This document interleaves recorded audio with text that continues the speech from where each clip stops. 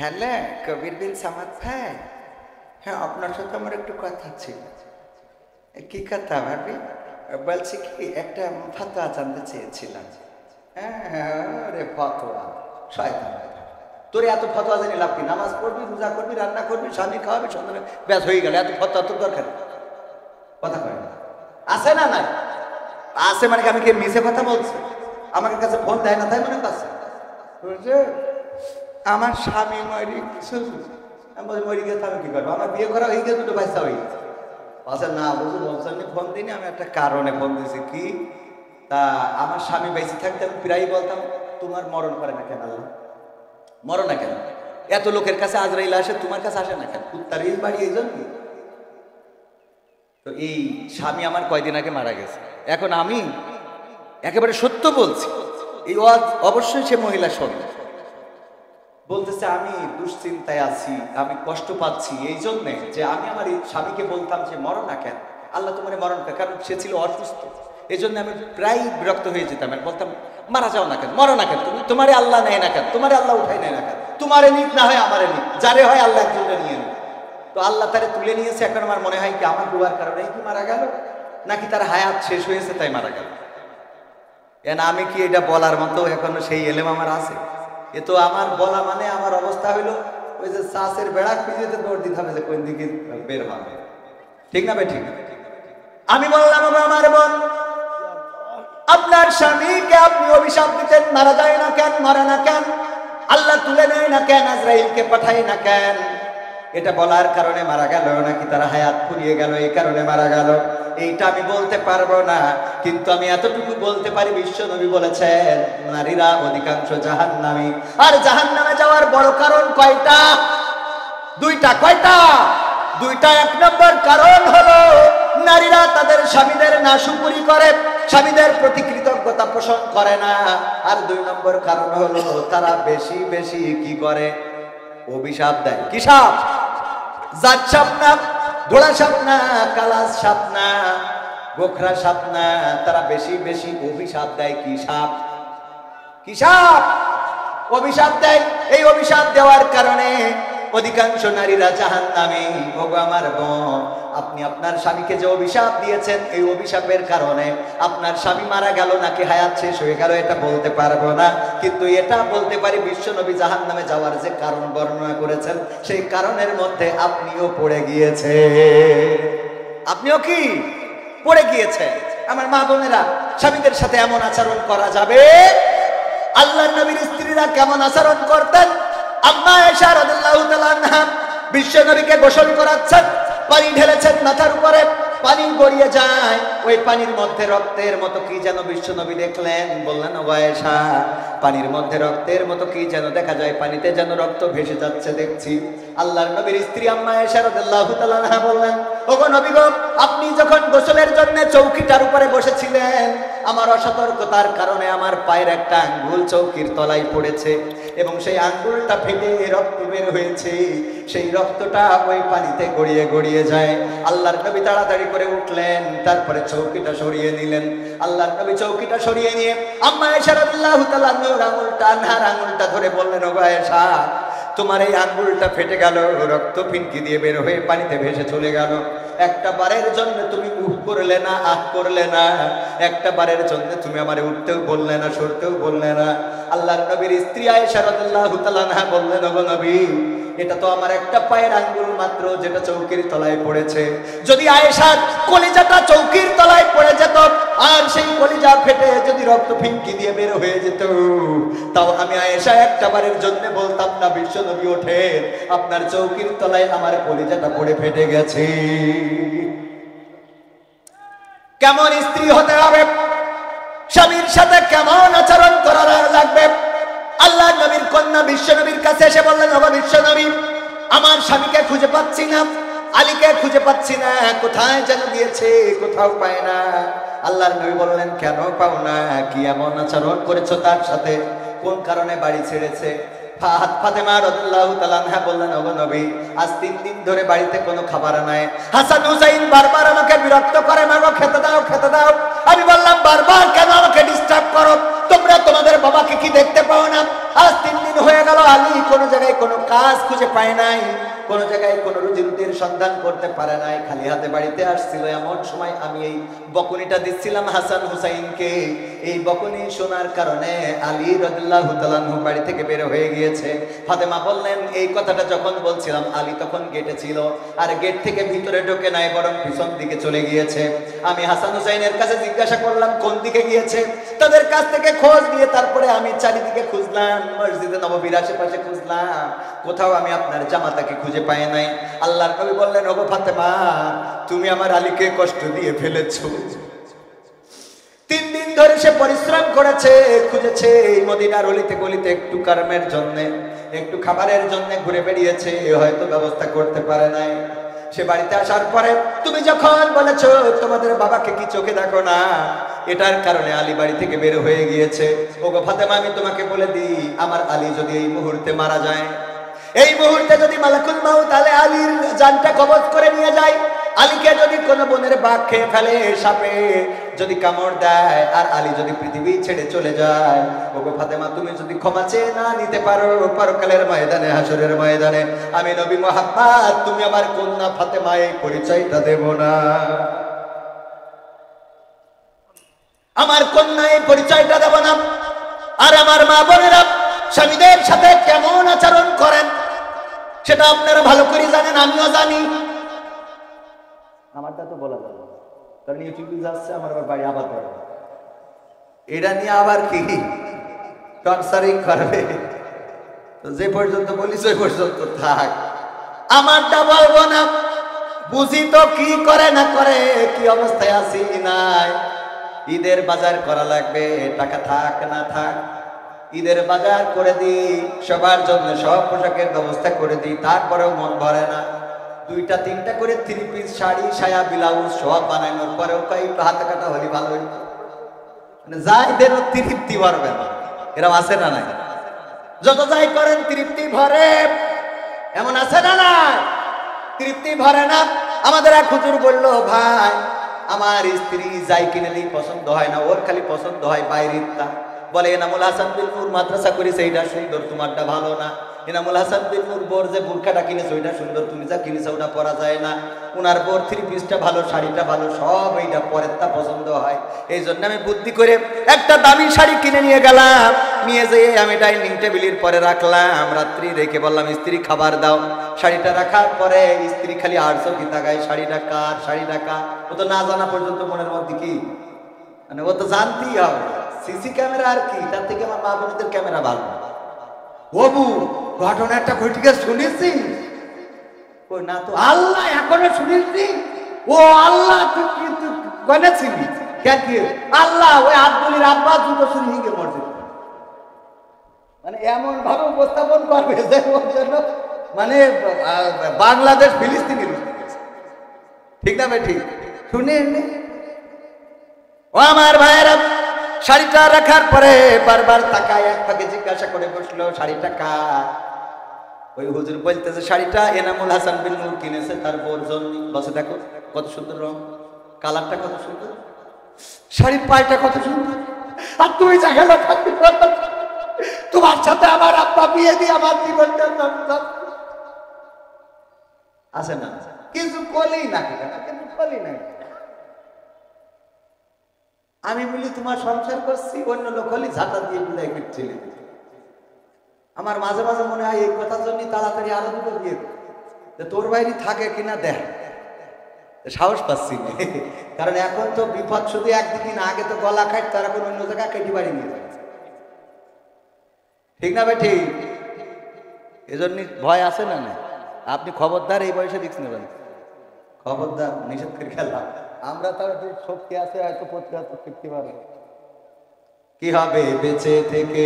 ও সঙ্গীত শোনাইতে হবে না? 2 একটা আমার একবার পোস্টারে দিয়েছে কি যেন বিশেষ আকর্ষণ, আবার এনে কয় 3য় বক্তা। মানে আমার তো জ্বালা শেষ নেই। একবার বক্তা, একবার শিল্পী, একবার ওয়াইজিন, একবার নাট্যকার, একবার তার 7-17 এই নিয়ে সমালোচনাও আছে। যাক, অসুবিধা নেই, যা থাকে থাক, আমরা আমাদের কাজ চালাই নেবো ইনশাল্লাহ। আমাদের কর্ম কার জন্য? আল্লাহর জন্য। আর কার জন্য? আবার কয় আল্লাহর জন্য। আল্লাহর জন্য আর টাকার জন্য। কিসের জন্য? কথা কয় না। ও এটা কতি লজ্জা করতে, হুজুর মনে করেন টাকা ছাড়াই কে নিয়েছে, কিন্তু আমার টাকা দিয়ে মনির খানের মতো গান গাইতে পারবেন না। কথা কয় না। স্টেজে ওই যে যাত্রার প্যান্ডেলে যেয়ে বলতে পারবেন সেনাপতি তুমি কোথায়, ওইটা বলা হবে। আমার দিয়ে ভালো কাজ করানো যাবে, টাকা দিয়ে ভালো কাজ করানো, কিন্তু টাকা দিয়ে খারাপ কাজ করানো যাবে না। তাহলে আমরা করি কাজ জন্যে, আল্লাহর জন্য, আর কাজ জন্যে টাকার জন্য। কথা সত্যি কথা বলবেন তো অসুবিধা নেই। আমি যদি বলি না সব আল্লাহর জন্য, তাহলে ডাইরেক্ট মিশে কথা। ও ডাইরেক্ট মিশে কথা কি পরকালে আবার পাঠান খাত দরকার আছে? করেছি তো এক অপরাধ, আবার যদি মিথ্যে বলি তো সমস্যা না।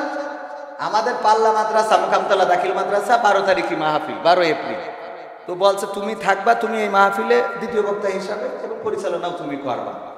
আর মাহফিলে মোটামুটি বক্তাদের টাকা পয়সা যা লাগে তোমরা প্রাক্তন ছাত্ররা দিবা। আমি বললাম স্যার আমি একটা মাহফিল করি মোটামুটি মানে নিই, তো এখন এই যে একটা মাহফিল এখানে থাকছি মানেই তো মেলা টাকা দিয়ে ফেলালাম, তাই না? এটা মাইনাস করে 50,000 টাকা অলরেডি। হ্যাঁ, তা বলছে যে একটা কথা বলো যে এত যে টাকা নেও মাহফিলে, পরকালে কি হিসাব দিবা আল্লাহর কাছে, আল্লাহ যদি এটা ধরে? আমি বললাম হুজুর আমি তো ভালো কোরআন হাদিস জানা লোক না, নাটক মাটক করা মানুষ। আমার হিসেব হইল এনামুল হাসান বিন নূর, ওরা তো মাওলানা, তারপরে দেলোয়ার হোসেন, এই আব্দুল্লাহ আল আমিন, আমির হামজা, তারপরে মিজানুর রহমান আজহারি, হাফিজুর রহমান সিদ্দিকী, এই তারেক মনোয়ার, এরা যদি জান্নাতে যায় তাহলে আমি টেনশন নিই। কিন্তু উগের যদি আল্লাহ ধরি ফেলে তা আমি কোনো কথা ছাড়াই আগে দিয়ে জাহান্নামে বসে থাকা ছাড়া রাস্তা নেই, ঠিক কিনা? ওদের যদি ধরে তা আমার আর কোনো রাস্তা আছে? হ্যাঁ, বড় বড় মানুষ যদি অ্যাটাক হয়ে যায়, আপনার এত বড় দাড়ি, এত বড় টুপি, এত বড় রুমাল, এরপরে যদি আল্লাহ আপনার ধরি ফেলে, আমি কোনো কথা ছাড়াই জাহান্নামে যে বসে থাকা ছাড়া রাস্তা, এইটুক দাড়ি নিয়ে হবে? এটা তো আমি ভালোভাবে বুঝি। আল্লাহ ক্ষমা করুন, বলে না আমি যত সহজে বলছি পরকালটা এত সহজে হবে। ইকরা কিতাবাকা কাফা বিনাফসিকা আল-ইয়াওমা আলাইকা হাসিবা। হ্যাঁ, রুবেল ভাই আসছে তো দেন দেন স্লোগান ভাই। দ্বিতীয় তাকবীর, নারে তাকবীর, দ্বিতীয় বক্তার আগমন, দ্বিতীয় বক্তার আগমন, বুগাইনের পক্ষ থেকে, বুগাইনের পক্ষ থেকে, হাফিজ মাদ্রাসার পক্ষ থেকে, মালিক কমিটির পক্ষ থেকে জোহরের নামাজ পড়ি আপনারা দান করবেন ইনশাআল্লাহ। এই মাসে দান করা মানে সওয়াব বেশি, এটা তো নিশ্চিত। পরকালে কি হবে না হবে সেটা আল্লাহ বুঝ করবে না, কিন্তু এই মাসে দান করলে 70 গুণ, শুধু না 70 থেকে 700 গুণ পর্যন্ত। কত? সুবহানাল্লাহ বলবেন না? ওগো আমার ভাইয়েরা, আলোচনায় ফিরে আসি। যেই কথা বলছিলাম, প্রতিবেশীকে যদি একটু ঝোল বাড়িয়ে দিয়ে কিছু তরকারি দেন, প্রতিবেশী খুশি হয়ে যাবে। কিন্তু এখনকার সময় সেটা তো নয়। এখনকার যেটা, সেটা হলো প্রতিবেশীর যদি উন্নতি হয়, পাশের বাড়ির মহিলার মাথায় কাজ করে। যদি ভাইয়ের উন্নতি হয়, আপর ভাই বউয়ের কাজ করে। তোমার ছোট ভাই এত কিছু করে, তুমি করো না কেন, পারো না কেন?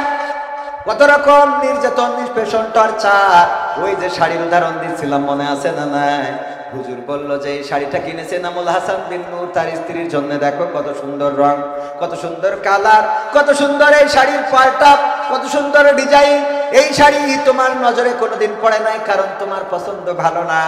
বলল দেখো তোমার যদি এই শাড়িটা পছন্দ হয় তাইলে তুমি এটা নাও। এনামুল হাসান বিন নূর আমার আত্মীয় মানুষ, বন্ধু মানুষ, আমি তারে বুঝাই দিবা না এই শাড়িটা তুমি নাও। বউ ওই শাড়িটা নিয়ে খুবই খুশি। ওরে আল্লাহ, খুব ভালো একটা শাড়ি পাইছি, খুব খুশি। রাত্রে শোয়ার সময় ওই হুজুর জিজ্ঞাসা করতেছে, ওগো আমার স্ত্রী, শাড়িটা তোমার পছন্দ হয়েছে কিনা? বললো অনেকদিন পর একটা মনের মতো জিনিস পাইছি। এটা তো তুমি পছন্দ করো নাই, কারণ তোমার নজর ভালো না। তোমার তো দুইটা চোখ দেয় না, আল্লাহ দিয়েছে মার্বেল, যেটা দিয়ে ভালো কিছু তোমার চোখে পড়ে না। আমাদের এনামুল হাসান বিন নূর কিনার কারণে এই শাড়িটা এত সুন্দর, এত সুন্দর পাড়, এত সুন্দর সুতা, এত সুন্দর রং, এত সুন্দর ডিজাইন, আমার খুব পছন্দ হয়েছে। স্বামী বলতেছে, আমার স্ত্রী গো, তোমারে আমি কত ভালোবাসি। সেইটা প্রমাণ করার জন্য আজকে আমি একটু এই ছলচাতুরির আশ্রয় নিয়েছি। ওগো আমার স্ত্রী, আজকে যদি মারা যায় তাইলে আর মনের কথাটা বলা হবে না। তোমারে মনের কথাটা বলে ঘুমাতে চায়, সেটা হলো আমি আমার টাকা দিয়ে নিজে পছন্দ করে তোমার জন্য নিজ হাতে এই শাড়িটা কিনে এনেছি। স্ত্রী বলতেছে সত্যি সত্যি তুমি কিনেছো? বলছে আমি কিনেছি তোমার জন্য, খুব পছন্দ করি। বলছে তাহলে এর রং থাকবে না, তাহলে ওর কি খুশি করা সম্ভব? বলেন। স্বামীর প্রতি নাশুকরি করে জাহান্নামে যাওয়ার কারণ, স্বামীর প্রতি নাশুকরি করে, স্বামীর প্রতি কৃতজ্ঞ না, স্বামী যেটা খাওয়ায় তাতে সন্তুষ্ট না, স্বামী যেটা পড়ায় তাতে সন্তুষ্ট না, স্বামী যেটা দেয় তাতে সন্তুষ্ট না, স্বামী যেটা তার জন্য করে তাতে সন্তুষ্ট না, এমন যদি কোনো নারী থেকে থাকে, ওই পরকালের ময়দানে জাহান্নামে যাওয়ার কারণের মধ্যে অন্যতম বড় কারণ 1 নম্বর। আর 2 নম্বর কারণ হলো বেশি বেশি অভিশাপ যারা দেয়। বেশি বেশি অভিশাপ দিলে আল্লাহ রাব্বুল আলামিনের নবী বলেছেন এটা তার জাহান্নামে যাওয়ার জন্য মেজর কারণ, বড় কারণ। সুতরাং মা বোনেরা আমার, স্বামীর প্রতি কৃতজ্ঞ থাকতে হবে। আর ওই যে কি করা যাবে না, অভিশাপ দেওয়া মনে থাকবে। পুরুষরা বলছে হুজুর ওয়াজটা খুব কাজে লেগেছে, আর মা বোনেরা বলছে এসে খালি আমাদের গুতোই। তা পুরুষরা এসে যে রাত 12টার সময় কষা এক কান নিয়েতে পিঠির পরে ভাঙে, এটা কি দেখো আছে না নাই? নারীদেরকে নির্যাতন করে কারণে অকারণে। যৌতুকের জন্য বাবার বাড়িতে পাঠিয়ে দেয় ইফতারি নিয়ে আসো। ঈদের বাজার, ঈদের সময় যদি শ্বশুর নতুন জামা কাপড় না কিনে দেয়, গোলমাল আছে না নাই? ঈদের বাজার করে দিতে হবে, ইফতারি কিনে পাঠাতে হবে। আমাদের এই জেলার থেকে অন্য জেলায় এই প্রচলনটা খুব বেশি।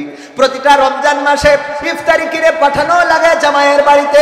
যদি না পাঠায় মেয়ের উপরে নির্যাতন করে, নিষ্পেষণ করে, এমনকি গায়ে পেট্রোল ঢেলে, ডিজেল ঢেলে, কেরোসিন ঢেলে আগুন ধরিয়ে দেয়, নির্যাতন নিষ্পেষণ করে দুনিয়া থেকে বিদায় করে দেয়। এমন অনেক স্বামী আছে, এমন অনেক কুলাঙ্গার আছে, এমন পরিবার যারা এই পরিবারগুলো আল্লাহ রাব্বুল আলামিন বিচারের কাঠগড়ায় দাঁড় করাবে। আর নিরীহ এই স্ত্রীদের সাথে অন্যায় আচরণ করার কারণে আল্লাহর নবী বলেছেন তাদের জন্য জাহান্নাম ফায়সালা হয়ে যাবে। বলেন নাউজুবিল্লাহ। স্ত্রীকে বিনা কারণে মারা যাবে না, তুচ্ছ কারণে তার সাথে গোলমাল করা যাবে না। যে স্ত্রী প্রতিদিন আপনার মশারিটা টানিয়ে দেয়, যে স্ত্রী প্রতিদিন আপনার কয়েলটা ধরিয়ে দেয়, যে স্ত্রী প্রতিদিন আপনার রান্না করে খাওয়ায়, ওই স্ত্রী যেদিন অসুখ হয়েছে একটু কি রান্নাঘরে যে রান্না করা যায় না? যায় না? কথা কয় না। এগুলো অনেকে হাসতে, হ্যাঁ আমি তো আবার রান্নাঘরে বাটাম টানলি তারপরে জাতি পারে। স্ত্রীর রান্নায় সহযোগিতা করেছেন কে? বিশ্ব নবী সাল্লাল্লাহু আলাইহি সাল্লামের 10টা রোমান্টিক সুন্নাতের মধ্যে অন্যতম হলো স্ত্রী যেই পাত্রে পানি পান করবে ওই পাত্রে পানি পান করা, এটাও রাসূলের সুন্নাহ। সুবহানাল্লাহ। একই গ্লাস থাকবে, দুইজনের কি একই গ্লাস থাকবে, তবে স্ত্রীদের গ্লাসে স্বামীরা খাতি পারবে, কিন্তু স্বামীদের গ্লাসে স্ত্রীরা খাতি পারবে। কথা কয় না? পারবে কিন্তু পারবে না। পারবে কিন্তু পারবে। কারণ কি? কারণ হলো ওই যে আমাদের আকিস কলেজের স্কুলের এক ইংরেজি টিচার ছিল, ও বলছে বরিশালে বাড়ি, বলছে আমার চাচা বিয়ে করলো, সমবয়সী বিয়ে করার পরে আমার চাচি ওর ঠোঁটে কিস করতে দেয় না। কি করতে দেয় না? কিস করতে দেয় না। তো এই ভাই সমবয়সী বললো যে তোর চাচির তো বিয়ে করে আনার পরে খুব লসে আছে। কেন? ঠোঁটের সাথে ঠোঁট একদম এইটা দিলেই। তো বলছে আমি কি চাচির বলবো? বলছে তা বলা যায়, এটা তো হারাম কিছু না, হারাম। চাচা ঠোঁটে কিস করবে এটাই তো ঠিক এবং এটাই শুনবে। তো এখন বলতেছে এটা যেহেতু হারাম কিছু না। আবার হারাম মানে কি? সেদিন আমাদের ওই যে শরীফুল ভাই বগুড়া ফতোয়া দিয়েছে যে যদি স্ত্রীর নিচের ঠোঁটে কিস করতে পারে তাইলে তার একটা কবুল হজের সোয়াব হয়ে যাবে। তাই আমি বলছি খামাখা নিবন্ধন করলাম, কি দেখি বাড়ি তো আমার হয়ে গেছে, হজের নিবন্ধন করে ফেলেছি এই বছর। আমি বললাম এই ফতোয়াটা শুনলাম তা নিবন্ধন করার পরে। বোঝেননি? রোমান্টিকতা ইসলামে আছে না নাই? কথা কয় না, আছে না নাই? আল্লাহ বললেন স্ত্রীরা তোমাদের ক্ষেতস্বরূপ, তোমরা যেভাবে ইচ্ছা তোমাদের স্ত্রীদের কাছে গমন করো। বিশ্ব নবী বললেন ওগো সাহাবীরা শুনে নাও, তোমরা যদি তোমাদের স্ত্রীদের সাথে মিলিত হও তাহলে আল্লাহ রাব্বুল আলামিন তোমাদের আমলনামায় সওয়াব দিয়ে দেন। সাহাবীরা বলল আল্লাহ রাসূল এটা তো একটা লজ্জাজনক কথা যে স্ত্রীর সাথে আমরা সঙ্গম করলে আল্লাহ সওয়াব দিবেন। আল্লাহ নবী বললেন ওগো আমার সাহাবীরা এটা লজ্জার কিছু নয়, এটা লজ্জার কোনো কারণ নেই। কারণ হলো তোমরা যদি তোমাদের বৈধ স্ত্রীর বাইরে এই একই কাজ অন্য জায়গায় করতে গুনাহ হতো না? হতো না? সাহাবীরা বললেন অবশ্যই গুনাহ হতো। শুধু তাই নয়, এমন গুনাহ দুনিয়ার পরে মাজা পর্যন্ত গেড়ে দিয়ে সঙ্গে সার করা হতো, আর পরকালে আল্লাহ জাহান্নাম দিয়ে দিবেন। আল্লাহর নবী বললেন সেই কাজটা যখন বৈধ জায়গায় করা হয়, আল্লাহ উল্টা তার পরিবর্তে সমান সওয়াব লিখে দেন। বলেন সুবহানাল্লাহ। যেমন গুনাহ হতো তেমন সওয়াব হয় স্ত্রীদের কাছে গমন করলে। বলেন সুবহানাল্লাহ। সুতরাং যুবকেরা বিয়ে তাড়াতাড়ি করার দরকার আছে না নাই? সওয়াবের জন্য হলেও বিয়েটা করে ফেলতে হবে। আল্লাহ কবুল করুন। বলেন আমিন। যুবকরা কয় হুজুর আব্বা তো বোঝেন, আছে না নাই? অনেক বাপ নিজের বিয়ের সময় ঠিকই দাদার সাথে বাড়াবাড়ি করে বিয়ে করেছে, অথচ ছেলের বিয়ের সময় বলে আগে প্রতিষ্ঠিত হও। তো তুমি কয় নম্বর প্রতিষ্ঠিত ছিলে বিয়ের সময়? ছেলের প্রতিষ্ঠিত আগে বিয়ে জয় কান্দে তুলে দাও, সোজা হয়ে যাবে। ঠিক না বে ঠিক? এই যে গরু দেখেন না, যদি ছাড়া পায় ও সারা গ্রাম ঘুরি তারপরে গইলি আসে। ঠিক না বে ঠিক? দামড়া গরু ছাড়া পাইলে এটা করে। তা আপনার এরিয়ার একটু ওই যে চুলির কাটিং দিয়েছে, কুত্তা কাটিং, সোজা করতে পারছে না, এমন কাটিং দিয়েছে দেখি শয়তানও কয় তোর আল্লাহ শয়তান আমার বানাইস কি দেখি তোর বানালি তোর। আছে না নাই? কথা কয় না। আরে রোজার মাসে গদখালিতে আমার আল্লাহর ওলিরা, বেশি বলবো না, বললি কবে আবার আমাকে কাটি করতেছে। কথা কয় না, করিস না, করে না। ধর্ষণ শুধু না, গণধর্ষণ। কি ধর্ষণ? গদখালিতে যা ফুল বাগানে যার ওনাকে আবার ফুল বাগানে না গেলে হয় না, বেড়াতে নিয়ে যেতে হবে, মাথার পরে আবার ফুল দিতে। তোর ফুল দিতে কেসবে মাথার পরে? এই আছে না নাই? ওরে বাবা, সব কত মাথার পরে ফুল, মাথার পরে ফুল দিয়ে মোটরসাইকেলের পিছনে বসে গিয়ার মারার জায়গা খুঁজে। ও আমার ভাইরা, আলোচনায় ফিরে আসি। এই কাজগুলো আমার মা বোনের পর্দার মধ্যে থাকতে হবে, স্বামীদের সাথে ভালো আচরণ করতে হবে। পুরুষদের কথা বলছিলাম, ওই যে আমার স্যার বললেন যে তার চাচি কিস করতে দেয় না, এই জন্য চাচিরে বললো চাচি। আমার চাচা অভিযোগ করলো তুমি নাকি তাকে ঠোঁটে কিস করতে দাও না। কই দেব কি? তোমার চাচা বিড়ি পান করে, ধূমপান করে, বিড়ি খেয়ে মুখের যে অবস্থা করে রেখেছে, ওর পাশায় কিস করা যাবে, তা ঠোঁটে না। তাহলে গিলাসে কি পানি পান করা যাবে? স্বামীরা খালি বুঝতে পারিছেন এখন কেন পান করে না? কথা বোঝা গেছে কিনা? ও পানি পান করলি ও তো পানি থাকে না, ও মানে হয় যে বিড়ি গুলাই দিয়েছে। সত্য বলছি না মিথ্যা বলছি? পায়খানা ঘরে যাবেন, কোনো বিড়িখোর পায়খানা করে আসলে আপনি টয়লেটে গেলে মনে হবে আপনি পায়খানায় আসেননি, বিড়ি ফ্যাক্টরিতে আসেন। এই সত্য না বলেন, একদম আল্লাহর কিরে করে পাবেন। হ্যাঁ, ওর ওই গিলাসে কি পানি পান করা সম্ভব? কথাগুলো আপনাদের খারাপ লাগছে? আমার মা বোনেরা বলছে এই হুজুরির আগামী বছর দাওয়াত দে, না আনলি আমরা টাকা দেবো। কারণ যে অতিষ্ঠ করতেছে জীবন শেষ। নামাজের সময় যখন ইমাম বলে ওয়ালা দলিন, এই যে হামিল করে ছাড়লো, দুই কান্দের ফেরেশতা খাতা থিম চলে যায় যে পরে এসে লিখবে। এখন তুই আগে আমিন বললি না, আমি পরে আসবো, কারণ তোর মুখিতে যা বেরোইলো আপাতত থেকে থাকতে পারছি না। ঠিক না বে ঠিক? পাশে দাঁড়াইলে বোঝা যায়, দেখবেন বিড়িখোরের পাশে দাঁড়াইলে নামাজে ও যখন আমিন বলে, আমিনের গন্ধে ওখানে দাঁড়ানো কষ্ট হয়ে যায়। যারা নিয়মিত নামাজি তারা এটা বুঝতে পারবেন, আর নিয়মিত বিড়িখোর যারা তারা তো জীবনে নামাজ পড়লে বুঝবেন না। ঠিক না বেঠে? তাইলে নবীর রোমান্টিক সুন্নাতের মধ্যে যেটা, স্ত্রী যেই গ্লাসে পানি পান করবে স্বামী সেই গ্লাসে পানি পান করবে, স্বামী যেই গ্লাসে পানি পান করবে স্ত্রীও সেই গ্লাসে পানি পান করবে। রোমান্টিক সুন্নতের মধ্যে রয়েছে একটাই বালিশ থাকবে, স্বামী স্ত্রীর ঘরে দুইটা বালিশ হবে না, এক বালিশে দুইজন মাথা দিয়ে ঘুমাবে। বলেন সুবহানাল্লাহ। শুধু তাই নয়, স্ত্রীদের সাথে দৌড় প্রতিযোগিতা করা, খেলা করা, আনন্দ করা। র্যাকেট খেলা যদি পর্দা থাকে, আবার র্যাকেট খেলা যদি স্কুল মাঠে যাওয়া যাবে। আপনি চাইলে আপনার স্ত্রীর সাথে র্যাকেট খেলতে পারবেন, আপনি চাইলে আপনার স্ত্রীরে বলবেন যে বল করতে, আপনি ব্যাট করবেন। এইগুলো যদি করেন ভালোবাসা বাড়বে, সংসারে আনন্দ বাড়বে, স্ত্রী স্বামীর মধ্যে মহব্বত বাড়বে, এই সংসারে পরকীয়া থাকবে না, এই সংসারে অন্য স্ত্রীর সাথে স্বামী কথা বলবে না, আর স্ত্রীরাও অন্য স্বামীর সাথে কথা বলবে না। বলেন ঠিক কিনা? কিন্তু আমরা তো স্ত্রীকে সময় দিই না, আবার স্ত্রীরাও স্বামীকে সময় দেয় না। ওই যে বলছিলাম যে অনেক স্ত্রী আছে যারা স্বামীর কথা ভালো লাগে না, কিন্তু কবির বিন সামাদের কাছে ফোন ধরে ঘন্টার পর ঘন্টা বলতে খুব ভালো লাগে। এরম আছে না নাই?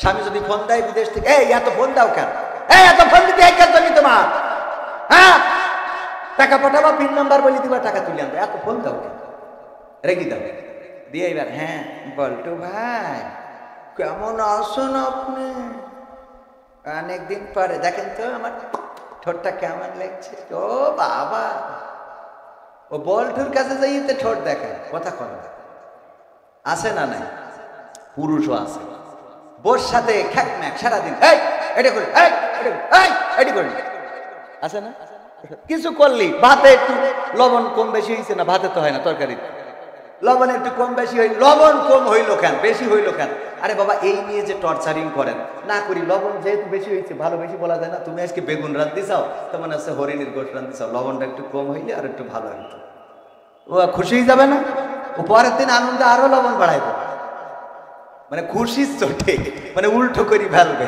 তো যাই হোক এইগুলো বলবেন, স্ত্রীকে সুন্দর সুন্দর কথা বলবেন, তার আবার ওই যখন ভাবির সাথে কথা বলে, হ্যাঁ ভাবি কেমন আছেন, আরে বাবা, আল্লাহ হেদায়েত করুন, বলেন আমিন।